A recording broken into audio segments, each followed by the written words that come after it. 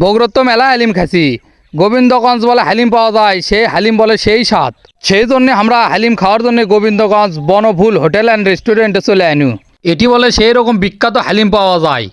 আপনারা শুনে অবাক হবেন যে শুধুমাত্র এই হালিম খাওয়ার জন্য আমরা ৪৫ কিলোমিটার সিএনজি নিয়ে যাচ্ছি। এটাই বাস্তব। আমরা হলো ভোজন রসিক মানুষ। একবার যদি কোনো জিনিস খাওয়ার কথা মাথাত ওঠে, যতই যা হয়ে যাক আমাকে সেই জিনিস খাওয়াই লাগবি। চাষা করক কোনো চাষা হালিম গুটি, তারপরে দেখি চাষা এক সসপেন হালিম বের করছে। চাষা করছে, চাষা এডি হালিম কয়দিন ধরে বেচবেন?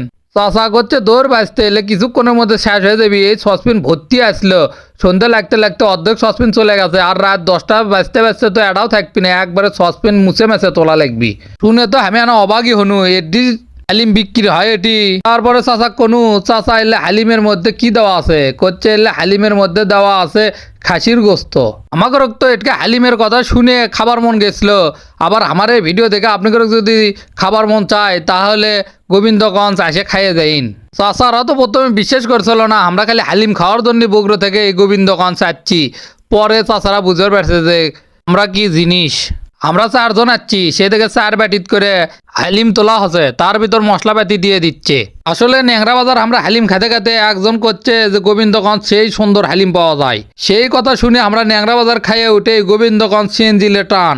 অবশেষে আমাকে 4 জনক 4 ব্যাটিত করে হালিম দিয়ে গেল। আমরা ন্যাংরা বাজার হালিম খাইছনু 50 টাকা করে, আর এটকের হালিমের দাম 80 টাকা করে। হালিমের সাথে আমরা লিখনু নান রুটি। নান রুটিতে খাতে আসলে আরো ভালো লাগিচ্ছিল। এইদিকে ইমরান চাচা এক গাছ করে খাচ্ছে আর এক ঢোক করে পানি খাচ্ছে, করছে আবার লল্লিতে আটকে গেলে সমস্যা।